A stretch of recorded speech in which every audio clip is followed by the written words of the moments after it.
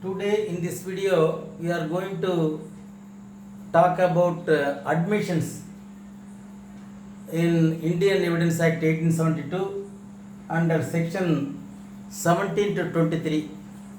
So totally we are going to see 7 sections in these admissions.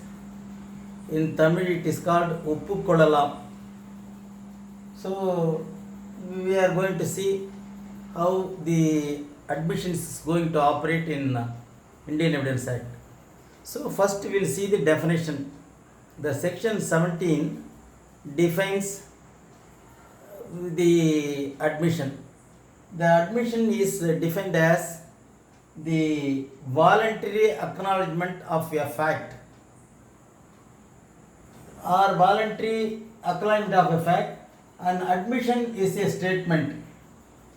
An admission is a statement, oral, documentary, or in electronic form, which suggests any inference on the fact in issue or relevant fact, and which is made by any one person and under the circumstances we are going to discuss about it. So section 17 says the any admissions, that is a voluntary acknowledgement of a fact. So a person acknowledging a fact, one thing. Second thing, an admission is a statement. It is in a form of statement, in the form of oral or written or documentary form, or that is in electronic form, which suggests any inference to the relevant fact or fact in issue, which is made by any of the persons and under the circumstances we hereinafter mentioned. So this is the definition. So anybody, the persons who are connected with the plaintiff can give admissions by means of that is acknowledging a fact.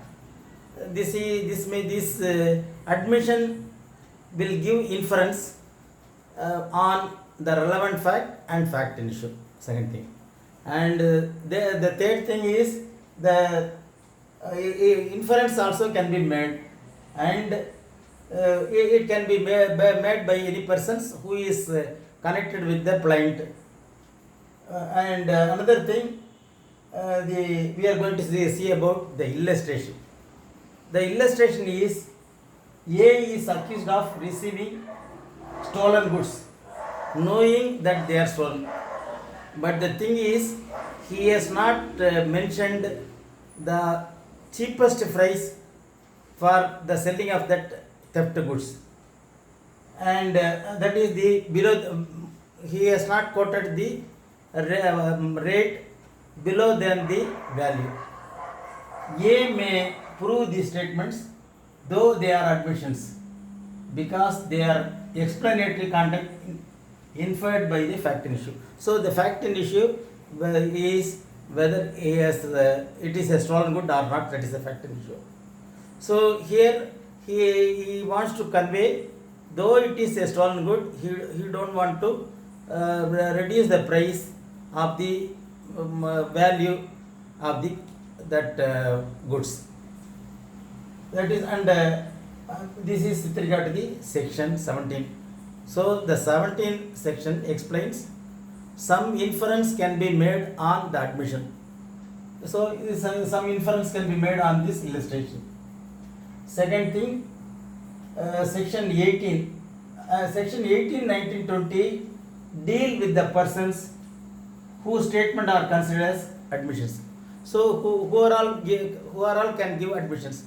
That is stated in 3 sections, 18, 19 and 20.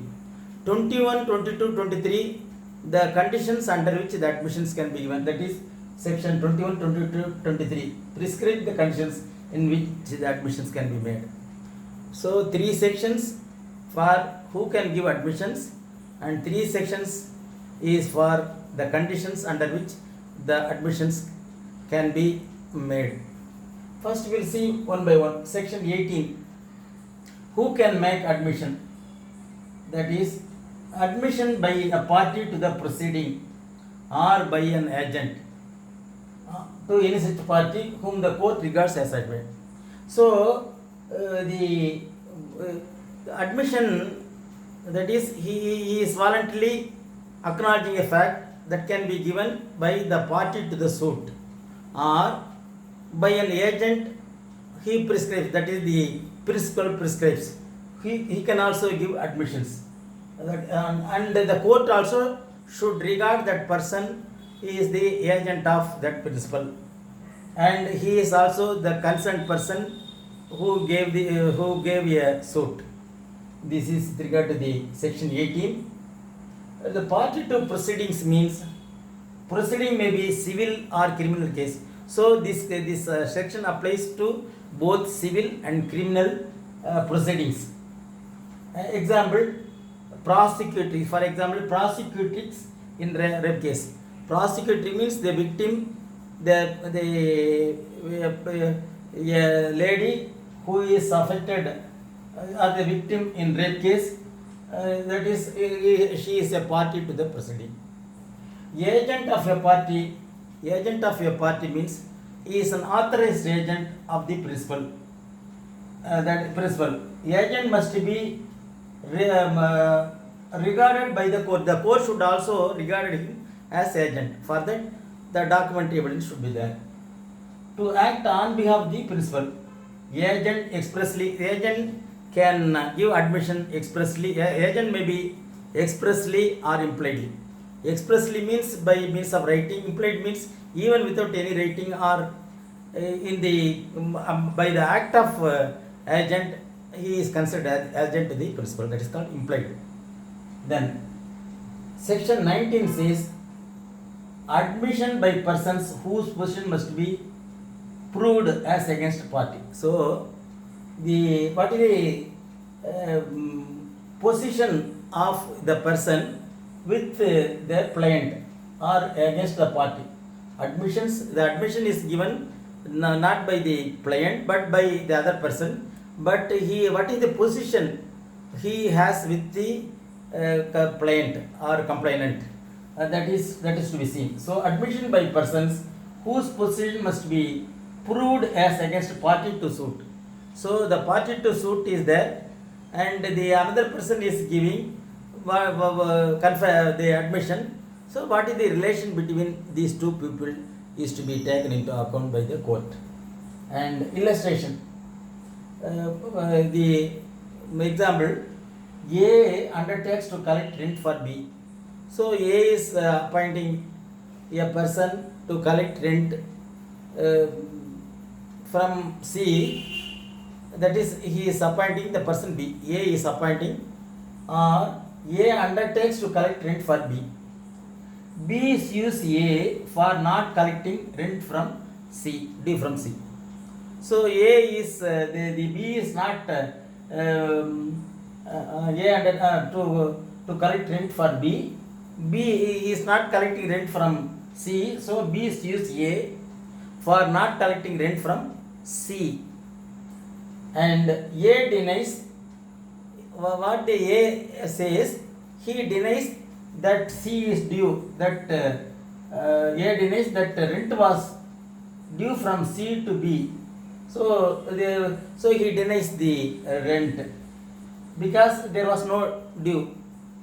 A statement by C that he owes A rent is an admission. So here what the B says, a statement by C that he owes A rent is an admission and is a relevant fact as against A. So a statement by C that he owed rent, so he has to give rent if at all, if it is told by C, that is taken as admissions. So this is with regard to the section 19. And section 20 says admission by persons expressly referred to by party in suit.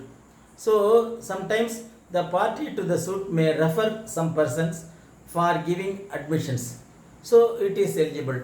So the admissions by persons expressly, that is by means of writing or by words or by documentary, they can refer the persons to be party in suit. So that also is admissible. Illustration: A says to B, go to C, go and ask C. C knows all about the case. So the C statement is an admission. So what A says to B, go and ask C. So he knows all the questions. Then if at all, if C is giving the statement on about on the case, then that is the admission. So C statement is an admission. Then now we have seen who are all eligible for giving admissions, that we have seen. An agent may give, or the party may give who is connected with the client or to the suit, and some of the persons expressed or referred by the parties to the suit also can give admissions. Admission means a voluntary statement that is the which may even harm the persons who give admissions. Then we are going to see conditions on which the admissions can be made. What are the conditions by which the admissions can be made? One is section 21, proof of admission against persons making them and by or on their behalf. So the admission has to be proved against persons making them and by or on their behalf. So suppose if the person itself is giving, or on behalf the person somebody is giving, that has to be proved, that is proof of admission should be there. For example, the illustration, the question between A and B is whether certain deed is a forged or not, whether it is a document is not forged or forged. So this is with regard to the person who is making admission against them should prove that the document is a forged or not forged, like that. So another example also we can give, that is illustration. A ship captain, he was indicted that he has diverted the route, like that. But what the ship captain expressed, that he has not diverted the route, and he has driven the ship as per the plan, and for that he is giving all the relevant records. That is an admission. So this is with regard to the 21. And section 22, oral admissions. Oral admission to the contents of document, if not relevant, when party is not entitled to give secondary evidence. The oral admissions is not allowed, that is not relevant when party is entitled to give secondary evidence. When the party is eligible for or entitled to give secondary evidence, then the oral admission is not relevant. That is with regard to the oral admission, section 22. And section 23, admissions in civil cases, when usually the admissions in civil cases are not allowed, but in certain cases the admissions in civil cases are allowed. That is when it is allowed, that we are going to see. Suppose sometimes the parties to the suit may go out of court settlements, that is by way of conciliation or negotiation, like that. So this is called out of court settlement.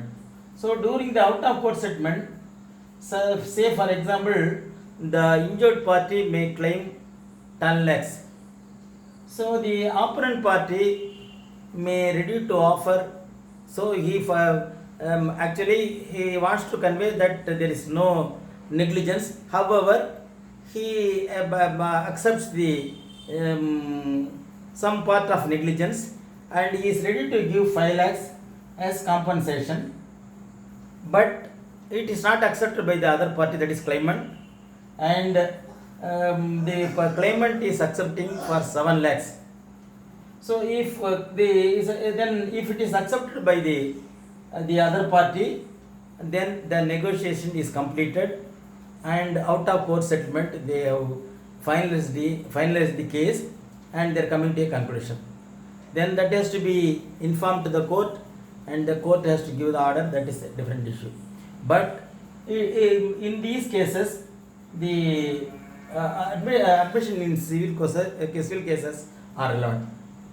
But if negotiation ultimately fails, neither the parties shall be allowed to prove in the court the various admissions. So if it is failed, the negotiation is failed, they cannot, the parties are not allowed to give their admissions on various angles or on various admissions. So this is with regard to the civil admission in civil suit. And another thing we wanted to say, the use of admission. Use of admission usually in section 17, 20, 21, this is usually the admissions are not conclusive proof, but it can be taken as corroborative evidence, and for that the Supreme Court has specifically told the section 17, 20, 21 suggested proprio, that is vigor, proprio vigor, that means by its own nature, it is substantive evidence. By its own, it is called the proprio vigor. That means by its own admission, by its own independently, own head independently, it is called substantive evidence. So this is according to the admissions can be the proprio vigor. That means on its own it can prove the part of the case. That is called proprio vigor. That is section 17, 20, 21 says as per the Supreme Court. So the use of admissions can be made for not conclusive evidence, but some of the it is the supporting evidence or substantive evidence. So with this we conclude the admissions. So to recapitulate, admission is an voluntary acknowledging a fact. This may be by the party connected to the suit. This is for getting some inference for the on basing on the relevant fact or fact and issue, and also but this can be made by any person. Any person means who is connected to suit or agent or some related persons to the suit can give admissions. So first 17 defines the admission, 18, 19, 20 about who can give admissions, and 19, 20, 21 under what conditions the admissions can be given. So with this we conclude this video, the admissions.